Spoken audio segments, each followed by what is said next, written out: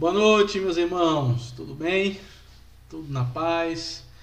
Domingo, dia 12. Nossa série, né? É isso, nossa série. Depois do louvor, oração. E isso, agora vem a série, o grande conflito. E estamos no terceiro capítulo. Como começaram as trevas morais. Deixa já o seu like, se inscreva no canal.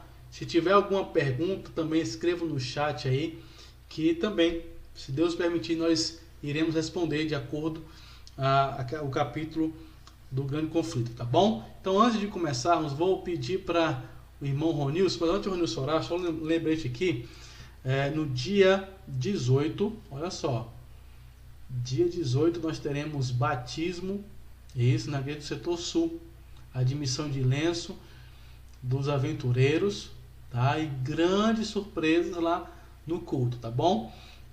Deixe já o seu nome, pede para o ancião Ronilson, esse aí que vocês estão vendo aí na tela, pede para ele, para o Clênio ou para o Zé Luiz, para colocar o seu nome na lista para poder participar junto do culto dia 18, tá bom? Nós teremos o pastor, o orador, pastor Max Wallace, nosso secretário da plaque, vai estar conosco participando desse culto aí, tá ok? Dia 18, tá bom? Então, se prepare. Vamos lá, por favor, o nosso amigo aqui, Ronilson, faz essa oração. Vamos orar então. Boa noite a todos. Que Deus possa abençoar a cada um de vocês que estão participando conosco. E é bem lembrado, pastor, que com certeza dia 18 será uma grande festa, né? É honra e glória de Deus. Vamos orar então. Obrigado, Pai, por teu cuidado, teu amor. Obrigado porque o Senhor se preocupou em nos revelar os planos que o Senhor tem para nós como teu povo e como parte dele durante a nossa história neste mundo.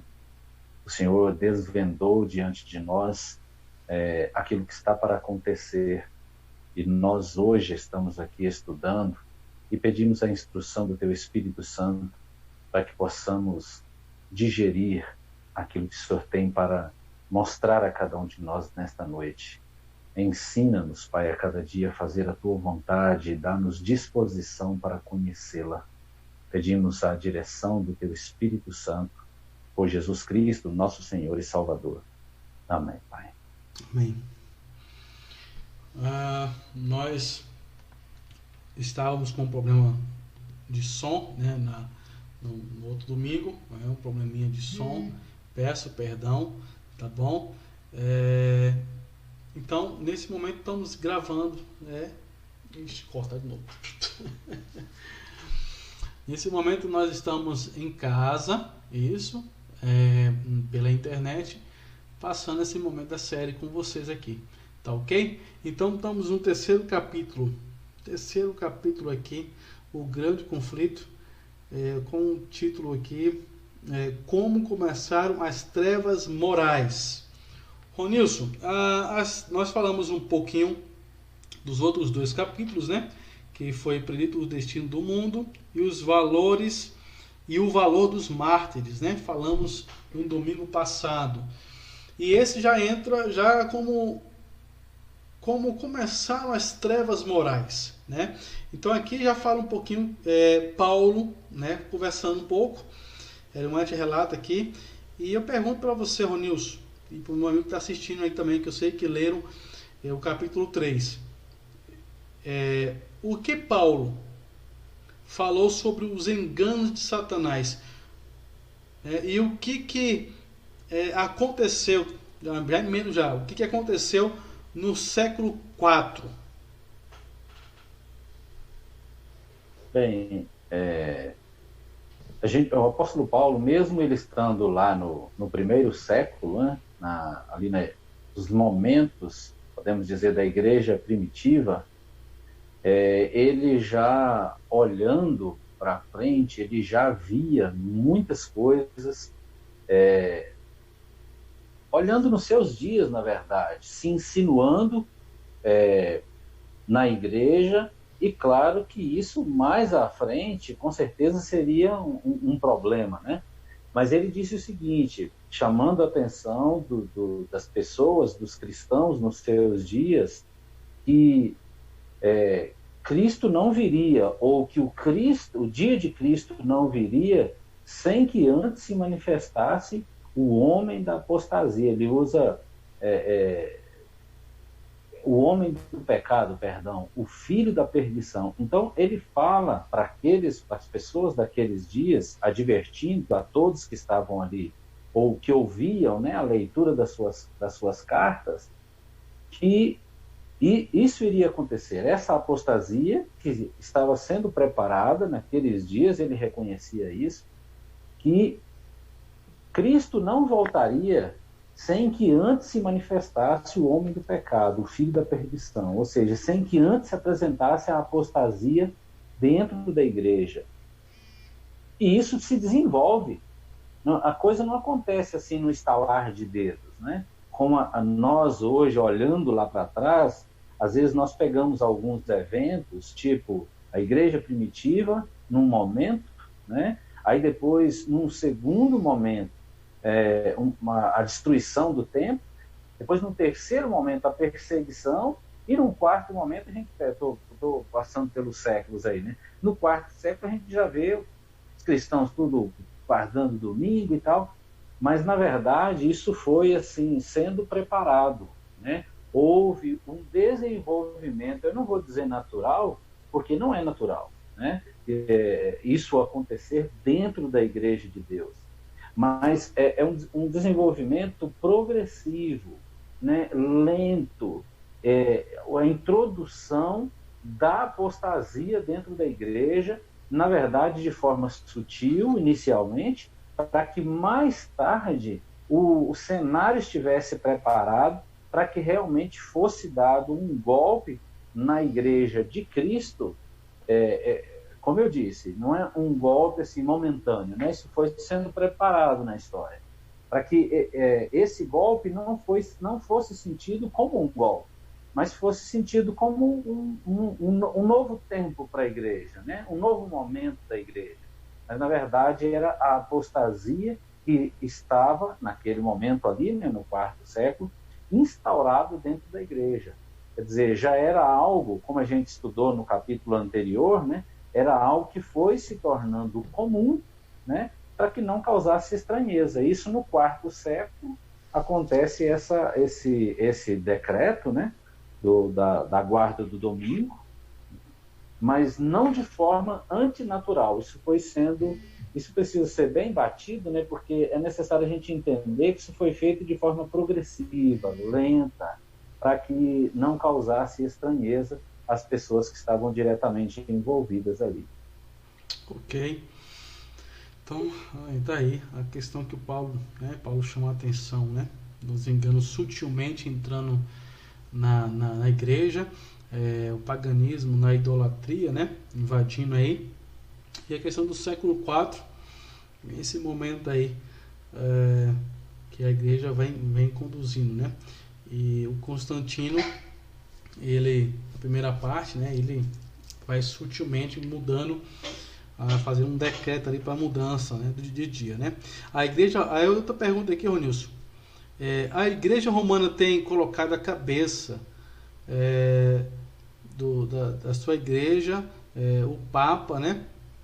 E a igreja romana também, como nós falamos aqui, a igreja romana fez um decreto para não lerem a Bíblia, né? Para não ler a Bíblia. Por quê? Já tinha medo disso? De ler a Bíblia? Com certeza, né? A igreja declarou o Papa como a cabeça da igreja, a cabeça visível, né, da Igreja Universal de Cristo. Quer dizer, ele foi assumindo esse papel de destaque, né, até que o bispo de Roma, ele assumiu títulos da divindade mesmo, né? Por exemplo, o título Senhor Deus, o Papa. Uhum. Né? E houve um momento na história que há o decreto em que ele é declarado infalível, né?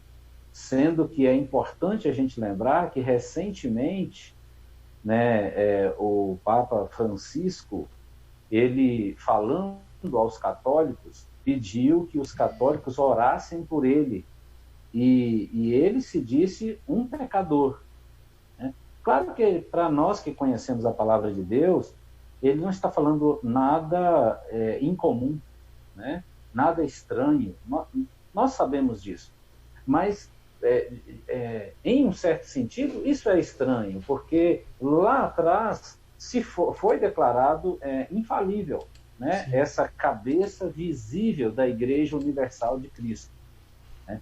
Então ele foi assumindo esse papel, né, de o representante de Deus na Terra, né?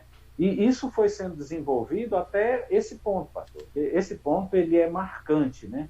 Ele é um marco dentro da igreja, um momento em que é proibido o estudo da Bíblia. Exatamente porque Satanás sabe que o estudo da palavra de Deus, o conhecimento de forma assim detalhada, né, daquilo que Deus tem nos revelado na sua palavra, revela os planos dele, revela os planos de engano dele. Então, assim, ele foi introduzindo isso dentro da igreja, até baixou esse decreto, e realmente, durante assim, muitos séculos, né, as pessoas não estudavam a Bíblia, apenas iam à missa, né? Era os próprios sacerdotes, né, eram responsáveis pela interpretação da palavra da Bíblia, né, e davam a interpretação mais cômoda, qualquer interpretação cômoda para eles, para que não expusessem, né, os problemas do sacerdócio, e com isso a igreja romana, ou seja, o cristianismo desenvolvido, ou seja, aquilo que foi sendo preparado, né, as pessoas já não estudavam mais a palavra, e isso era algo comum, né? Teve muitas coisas que aconteceram na história, né? A missa em latim, ou seja, até aquilo que era para o povo participar, eles não entendiam. Então, era exatamente assim, manter o povo em trevas, na escuridão, para que não entendessem aquilo que Deus trouxe de revelação para nós. Isso foi cada vez mais trazendo trevas sobre a igreja. Isso. Aqui o que nós estamos falando, meus irmãos, está no capítulo 3, na página 51, tá ok? E o que o Nunes falou é verdade. Satanás bem sabia que as escrituras sagradas iria habilitar o homem a discernir os seus enganos, né? E poderia resistir o poder dele. E foi com a palavra, com as escrituras, que o próprio Jesus venceu os enganos lá no deserto, né? Os ataques do inimigo, né? Então, já nesse momento, a igreja romana sente um medo, né? Sente esse medo. Então, eles sendo questão de, por trás, poderes humanos sendo usados por Satanás, querendo que o ser humano não pudesse ler a palavra, para não despertar, não abrir os olhos, né? Como o Rodrigo falou, algumas missas eram feitas de latim, eram feitas em latim para não entender mesmo, só compreender e aceitar, né? E tentar engolir, ou colocar a goela abaixo as doutrinas, a cultura deles, né? Então, ok, Ronilson, tá certo aí. Então é importante, né, ler a palavra de Deus. Eu vou para outra pergunta aqui para Ronilson. O paganismo entra na igreja e tira o segundo mandamento e o quarto mandamento, né? Todo mundo sabe que o segundo mandamento é o quê? Não farás para ti mais escultura. E o quarto mandamento é o sábado, né? E aquele assim, eu pergunto, né? Eu termino. O que o Constantino fez? O que ele fez? Né? Então, se questão do segundo e do quarto, o que ele fez? Bom, na verdade, pastor, isso foi sendo preparado lá de trás, bem lá de trás. O irmão Einstein até fala aqui nesse capítulo que aquela carga que a liderança, né, da igreja, dos judeus, no caso, né, que trouxe sobre a lei de Deus, especificamente sobre o sábado, aquela carga física, ou seja, guardar o sábado era um fardo. Na verdade, isso que estava acontecendo lá atrás era uma preparação para que o sábado se tornasse um fardo muito grande. Em contrapartida a isso, né, foram criadas algumas festividades no domingo para que o domingo fosse um dia de prazer, um dia de alegria. A princípio, celebrando a ressurreição de Jesus, outras festividades. Então, assim, colocou isso no domingo e destacou a ressurreição, aquilo que a gente estudou no capítulo anterior, né? As coisas do paganismo, aliás, desde os outros capítulos também, do primeiro capítulo também, os costumes do paganismo trazidos para dentro da igreja com uma roupagem de cristianismo. Então, por exemplo, era o dia de adoração ao Deus Sol, lá no paganismo. Então, começou-se a celebrar a ressurreição.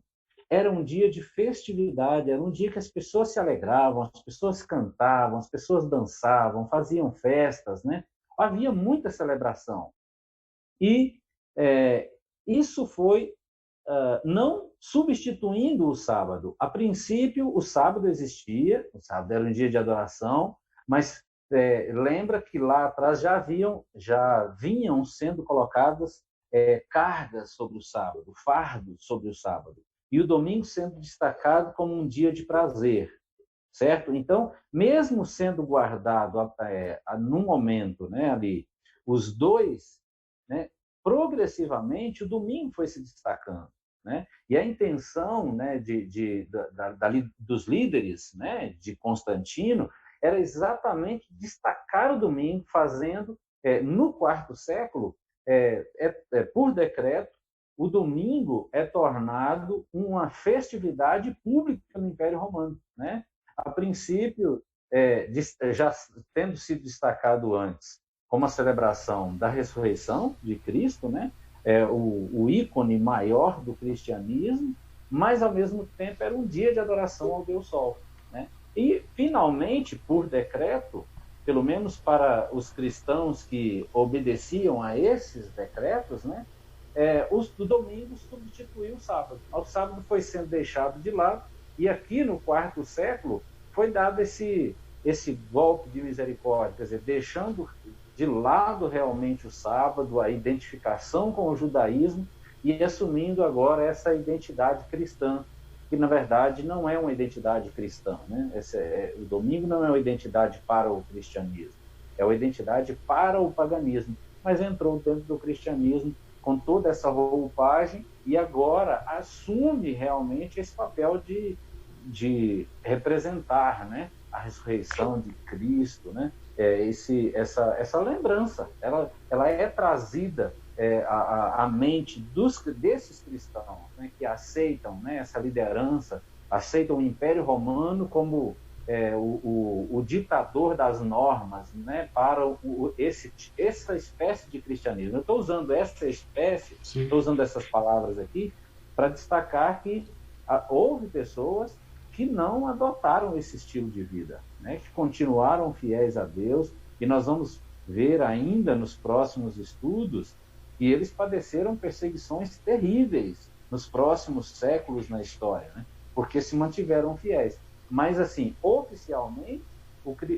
dentro do cristianismo, o domingo substituiu o sábado. A adoração no domingo substituiu a adoração no sábado. Na verdade, esse decreto, ele é um selamento, né? Mas, na verdade, isso já vinha sendo desenvolvido na história da Igreja Romana. Então, aqui diz assim que também que eles mudam, né, a questão da imagem, né, o segundo mandamento, e eles dividem o 10º mandamento, é isso? A fim de conservar o número deles, é isso? Assim, detalhando assim de forma específica, acho que ficou essa parte aí Sim. faltando, né? Sim, sim. Realmente o segundo mandamento, né, que fala da construção de imagens, de Isso. adoração a imagens, Isso. e isso ia contra diretamente, né? E substituiu o sábado pelo domingo, o quarto mandamento. Na verdade, por ter tirado o segundo, o quarto ficou sendo o terceiro. E, além disso, ele foi trocado também, né? Ao invés de lembra-te do dia de sábado para santificar, tem agora guardar domingos e festas. Ou seja, vamos celebrar no primeiro dia da semana, vamos celebrar no domingo, né? Então, para manter, exatamente como você disse, pastor, para manter o número, são 10 mandamentos, o nono, que é o não cobiçarás, ele foi dividido em não cobiçarás as coisas do próximo, não cobiçar a mulher do próximo. E, na verdade, o nono mandamento, ele diz, ele fala essas duas coisas num mandamento só. No caso, o 10º mandamento, né? É o 10º, perdão. Ok. Então tá aí, o que o Ronus falou. Só explicando para os irmãos, nós não estamos falando, acusando igreja nenhuma, né? Estamos falando o que está escrito no livro O Grande Conflito, né? E o que está baseado na Bíblia também, tá bom? Então, se você ficou curioso, leia o capítulo agora, o capítulo 3 do Grande Conflito, tá? Tá na página 51. Daí, então você lê, participe conosco nesse momento aqui, tá bom? Então, Pastor, sim, pode falar. corroborando com o que você está falando aí, existem muitas pessoas hoje no catolicismo que não têm noção nenhuma desse desenvolvimento histórico, né? Então, assim, estão totalmente enganados. Então, assim, essas pessoas, eu estou falando pelo que eu conheço da misericórdia de Deus, né? Então, assim, essas pessoas, ela não será cobrado delas aquilo que elas não conhecem. Então, assim, em algum momento elas irão conhecer e terão a oportunidade de fazer a escolha delas, né? Porque nós estamos falando de um desenvolvimento histórico milenar, quer dizer, foram muitos séculos. E hoje, se a gente não olha para trás lá, estudando a história, nós não vamos saber do que aconteceu lá atrás. Vai ser muito natural aceitarmos que o domingo é a celebração da ressurreição de Cristo, né, e que nós devemos estar na igreja. Então, assim, realmente nós não estamos jogando pedra em igreja, nós estamos falando da história lá atrás, né? Isso. Agora, é claro que depende muito de nós hoje, né, eu estou falando cristãos de uma maneira geral, olharmos para trás, conhecermos a história, como houve. Importante aí, o que o Luiz falou é importante, pessoal. Irmãos, se você... pastor, não vou procurar, que eu não tenho esse livro. Na internet tem esse livro, tá? Em PDF também, tá, ok? Tem aplicativos também desse livro, você pode abaixar o aplicativo aí. E também, pastor, eu quero pesquisar do acontecimento, o que aconteceu. Vai no Google, então. Digita lá o Constantino, não é isso? Constantino, no século IV e no século VI. Procura lá o que ele fez, tá, ok? Aí vocês vão entender o que nós estamos falando aqui, tá, ok? Então vamos lá. Okay. O que houve no século VI, que está em Daniel 7, 25 e Apocalipse 12, verso 6, se encaixa nesse período. No século VI, que aconteceu? O que aconteceu no século VI, Ronilson? Né? Porque está lá em Daniel 7, 25 e Apocalipse 12, verso 6. É o que se encaixa nesse período aí, né? O que está no século VI. Então, o que está na Bíblia, em Daniel, em Apocalipse, se encaixa no século VI. É isso? Sim, sim. Na verdade, para quem estuda as profecias ali do Apocalipse, a profecia de Daniel, nós conhecemos o período dos 42 meses, o período dos 1.260 dias, anos, né? E para quem já estudou, a gente sabe que o início desse período, ele começa lá no ano 538 e vai até 1798. Então, 538 está dentro do sexto século. Então, é importante a gente saber disso para a gente poder ir montando esse quebra-cabeça. A gente vai juntando as partes aí e a gente pode entender um pouco melhor. Você lê depois, pastor, por favor, o Apocalipse 12:6, okay. Lá em Daniel 7:25, fala de um poder, né, o poder da pequena, e que os templos e a lei. Né? Então, o bispo de Roma, na verdade, o bispo de Roma, ele era mais um bispo, né? Terceiro, quarto século, quinto século, o bispo de Roma ele vai se destacando. Até o momento em que ele, com essa posição de destaque, ele acaba sendo chamado de pai pelos outros bispos, ou papa, né? Então, ele vai assumindo essa posição de liderança até o momento em que, no sexto século, ele desponta como líder maior. Então, ele acaba assumindo essa posição de liderança.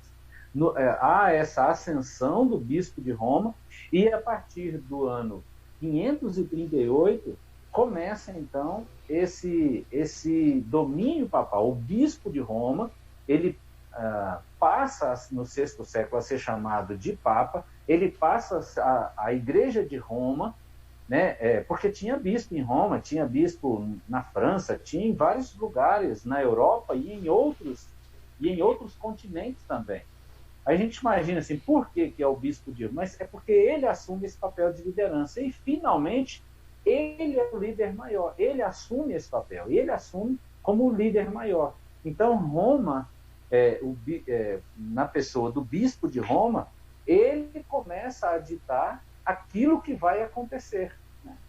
Até tem aquele ditado, né, que a gente cita muito nos estudos do Apocalipse, e Daniel também, que em latim, né, Roma locuta finita est, ou seja, Roma falou, está falado. Ou seja, o bispo de Roma, ele entronava reis e ele destronava reis. Inclusive, condenava bispos, né, e os próprios reis à morte. Então, ele determinava o que era e o que não era. Tudo isso, como eu disse, lá, como a gente disse lá atrás, né, pastor? É um Sim. crescendo, não é algo assim que acontece num estalar de dedo. Isso vem acontecendo, ele assume esse papel de liderança e então a Igreja de Roma passa a ditar os passos da Igreja Romana, ou seja, dos cristãos, né, que faziam parte da Igreja Romana, em todo o mundo, a partir do bispo de Roma, ditando como deve ser feito. Você pode ler, pastor, por favor? Okay. O Apocalipse 12:6. Diz assim, 12:6. A mulher fugiu para o deserto, para um lugar que lhe havia sido preparado por Deus, para que ali a sustentassem durante 1260 dias. Então está aqui. Exato. Né? Aquela questão do princípio dia-ano, né? Sim, 1260 dias, 1260 anos, que começa em 538 e vai até 1798. Fala que a mulher que deu à luz, né, fugiu para o deserto para poder, ou seja, o deserto a protegeu. No deserto ela encontrou proteção para que ela não fosse engolida por essa água que o dragão arroja, né, atrás dela. Esse período foi o período que a igreja encontrou abrigo, proteção, numa região, uma região não habitada.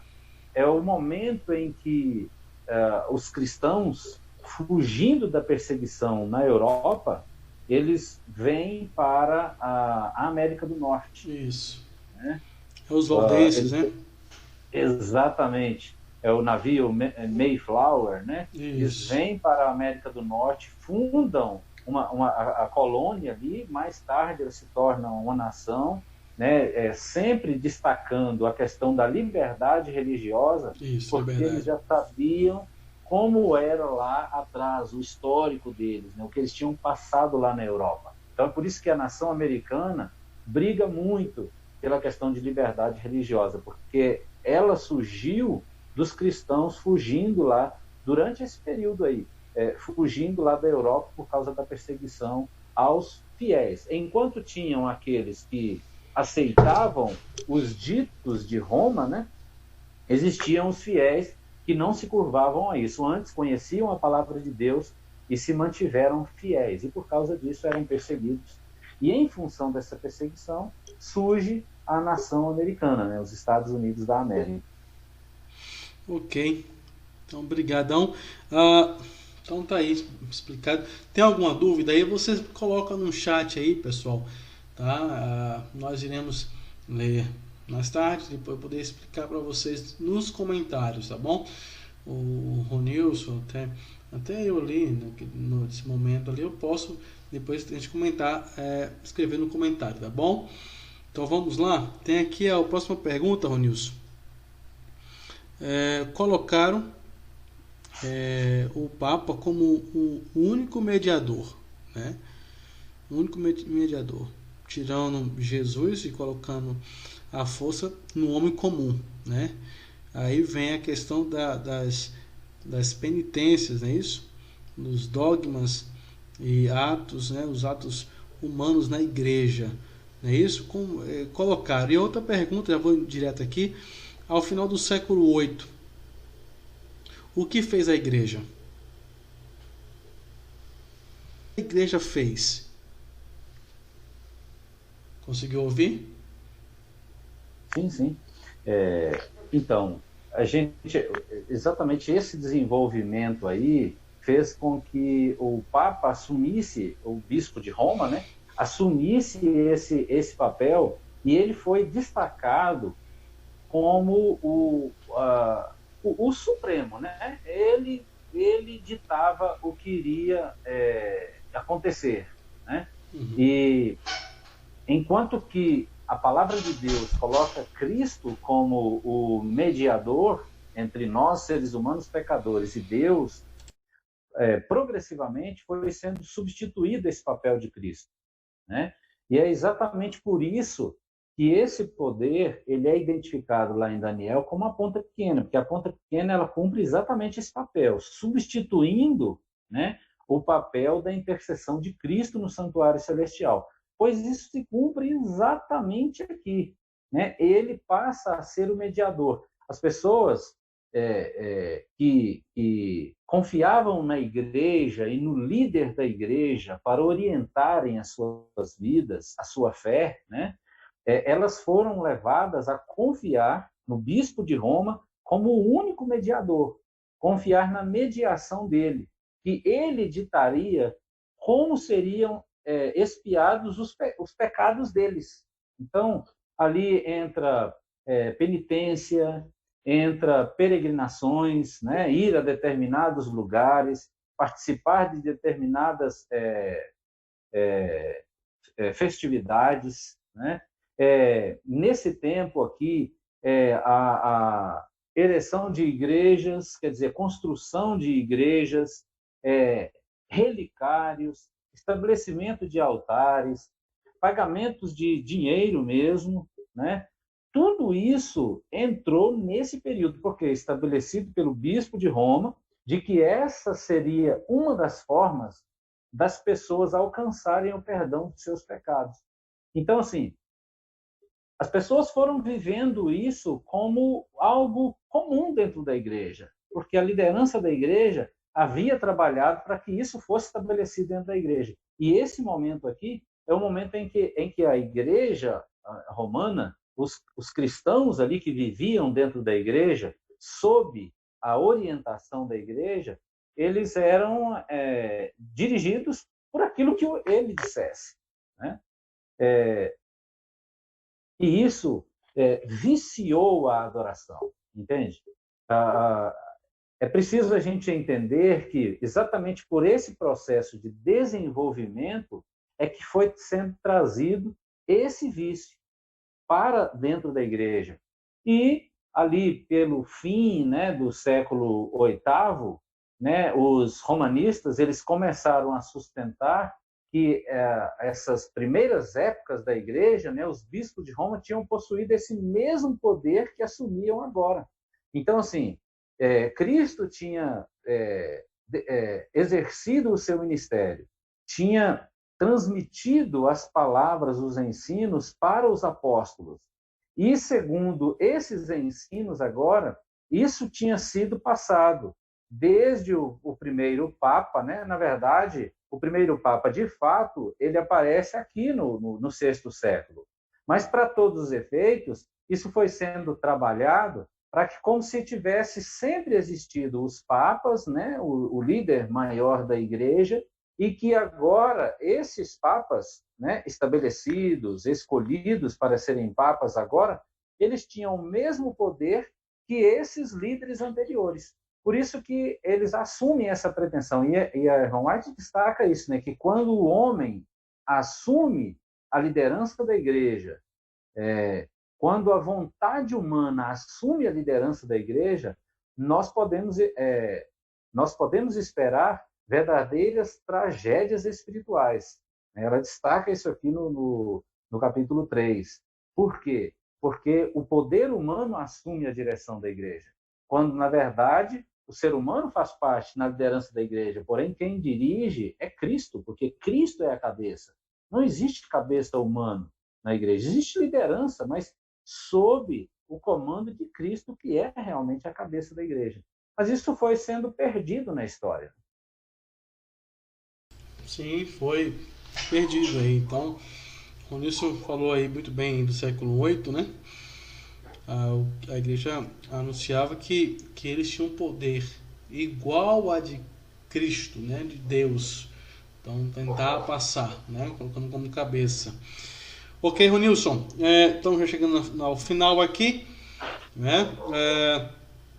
No século XI, o Papa Gregório VII, no sétimo, né, o Papa Gregório VII, colocou a Igreja de Roma com o superior na frente do Henrique. Por que isso? O Gregório VII é um dos líderes, né? É o Papa. E, na verdade, ele assume esse papel de liderança e ele é um desses que dita o que deve acontecer e o que não deve acontecer na igreja. E Henrique IV é um imperador alemão que tinha muito poder, que tinha uma influência muito grande. E, na verdade, dois poderes ali se confrontando, né? Então, o que acontece é que o caráter, né, tirânico do Papa, ele então decreta que Henrique IV ele está excomungado. Então ele determina que Henrique IV não é mais parte da igreja, e ele é excomungado e ele é destronado. E claro que isso, diante dessa ameaça, né, do poder do bispo de Roma, no caso aqui Gregório VII, Henrique IV ele fica arredio, ele cede, ou seja, ele baixa a guarda e então se submete. Exatamente, né? Porque exatamente, porque ele vê o poder, apesar de que ele tinha um grande poder também, mas ele percebe o grande poder do Papa, né, Gregório VII, e aí ele se sente ameaçado. Então é melhor baixar a guarda, deixar a carruagem continuar andando da forma que está, sob pena de ser ele mesmo morto, né? Então ele cede a essa pressão. E ele ficou com medo de ir para o inferno também, até tudo isso juntou o medo de perder a alma, né?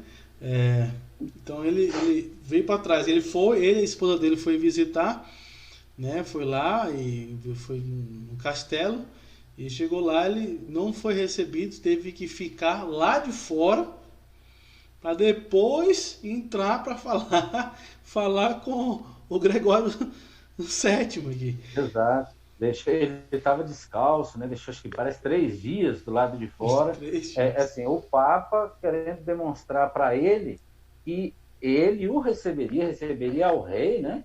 Ao imperador, no caso, Sim, quando ele quisesse, quando ele tivesse disposição. Uma clara demonstração aí do poder do bispo de Roma, né? Humilhando Gregório IV, né? sim. Dizendo para ele demonstrando para ele e para as demais pessoas também quem é que mandava. Quer dizer, ele, Gregório, o receberia quando ele quisesse, no momento mais oportuno para ele mesmo. Ronilson, é o Gregório sétimo, tá? E o Henrique IV. Você Isso. só trocou. Ah, sim. Não, mas os irmãos entenderam, os irmãos entenderam. Não, tranquilo, os irmãos entenderam aí. Perfeito, perfeito. Ok.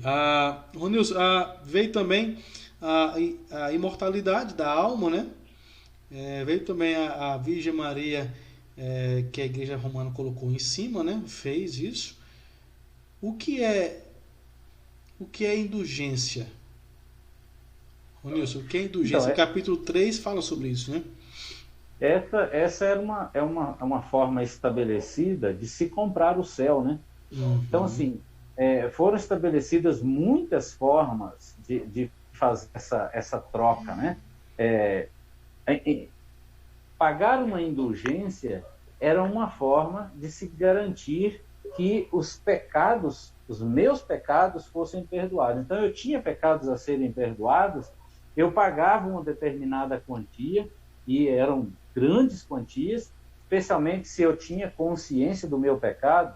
E muitas vezes, pastor, aqui que por isso que eu fiz aquele parênteses aquela hora, né? Sim. Sobre pessoas que estão no catolicismo hoje. Da mesma forma, muitas pessoas que elas faziam isso, elas faziam isso na ignorância. Então, elas, como tinham consciência de seu pecado e elas queriam o perdão, e o líder da igreja dizia que elas tinham que pagar determinada quantia para que isso garantisse o perdão dos seus pecados. Porque quem é que dava o perdão dos pecados? Era o próprio bispo de Roma, era o próprio Papa.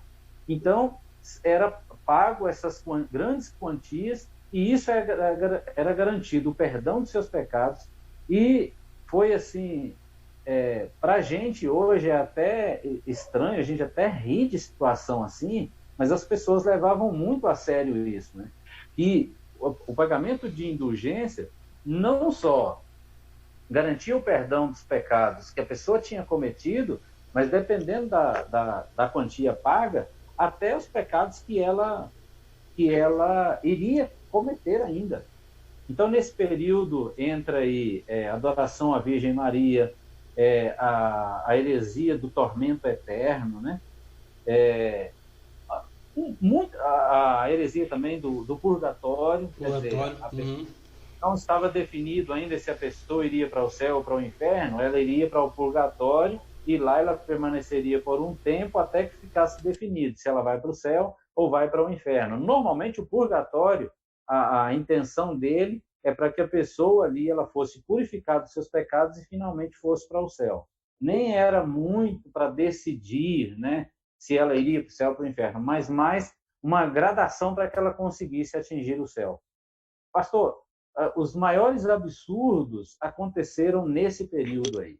É por isso que eu citei o que o irmão White falou lá atrás, né? Quando o poder humano assume a cabeça da igreja, nós podemos enfrentar, nós podemos aguardar verdadeiras tragédias espirituais, porque o ser humano ele não tem freio. O nosso freio para o pecado é o Espírito Santo. Eu estou fazendo aqui uma analogia, não é diminuindo a obra do Espírito Santo, mas a palavra de Deus nos diz que esse Consolador, o Espírito Santo, ele estaria conosco. Quando nós estudamos, quando nós estudamos a palavra, quando nós buscamos a direção do Espírito Santo, a palavra diz que o Espírito estará conosco e ele vai nos dizer se devemos ir por determinado caminho ou não. Quando nós, agora eu estou falando com seres humanos de uma maneira geral, né? Quando nós saímos, quando nós nos desviamos da orientação do Espírito Santo, os maiores absurdos serão cometidos. Com certeza, sem titubear, porque não haverá um limite, né? Não haverá o Espírito Santo nos orientando. Verdade. Eu lembrei também de um pastor, Natan. Pastor Natan, não sei se foi também o seu professor, ele falando que teve um dos piratas, eles foram na igreja e pediu perdão e o Papa perdoou, né? O bispo perdoou. Então eles saem, se escondem na mata. É no momento onde o bispo, junto com os seus homens lá, sai levando o dinheiro dos perdões, né? Dos perdãos ali para a igreja. Aí no meio da estrada esse pirata rouba e o bispo reconhece, né? Aí ele fala: não, você já me perdoou, tô livre disso aqui, já me perdoou, tô tranquilo. Então pegou todo e saiu, né? Então são coisas que não se encaixam, né, na questão das indulgências aqui, do perdão com a Bíblia, né? Então não tem nenhum valor. Mas como você falou aí, já deixou bem claro aí, foi um dos piores momentos no século XIII, né? Teve uma armadilha da igreja romana. O que foi? Já no finalzinho aí, viu, irmãos? Já no capítulo 3, na página 59. Na página 59, o que aconteceu no século XIII? Qual foi uma das armadilhas mais fortes da igreja romana? A irmã White até usa essas palavras, né? A mais terrível de todas as armadilhas, Sim. que foi, né? A Inquisição, a chamada Santa Inquisição, né? Santa Inquisição. E ela usa também essas palavras: o príncipe das trevas trabalhava com os dirigentes da hierarquia papal. Através dos concílios, através das decisões, Satanás decidia o destino daquelas pessoas que se mantinham fiéis a Deus. Satanás trabalhando em prol da destruição do povo de Deus. Esse é o objetivo dele. Eu lembro de um amigo, certa vez, a gente estava numa vigília, e num determinado momento alguém jogou uma pedra bem grande no teto da igreja. Ela quebrou a telha e bateu uma pedra bem grande dentro da igreja. E eu lembro dele comentando o seguinte: irmãos, não imaginemos que Satanás quer nos ferir. Satanás quer nos magoar. Ele quer nos destruir. Se nós somos destruídos, é porque Deus não permitiu que ele fizesse assim. Nessa Santa Inquisição, era exatamente a perseguição dessas pessoas que se mantiveram fiéis. Quantos mártires? Mártires são aqueles que se mantiveram fiéis e enfrentaram a morte. Morreram porque foram fiéis. Morreram porque continuaram o testemunho verdadeiro, a despeito de todas essas terríveis perseguições infligidas sobre a igreja, feito pela própria igreja, quer dizer, uma parte da igreja perseguindo a outra parte, os infiéis perseguindo os fiéis a Deus, aqueles que se mantiveram fiéis. Então, essa Inquisição era a pressão, vamos dizer assim, final, né, para que aqueles que se mantivessem fiéis ou cedessem ou morressem, né? E muitos morreram nessa armadilha aí, né? É armadilha porque as pessoas que perseguiam, as pessoas que provocavam a morte dessas pessoas, imaginavam que estavam purificando a igreja, né?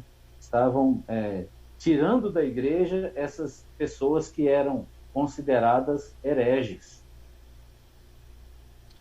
Então, nesse momento aqui foi um momento difícil, né?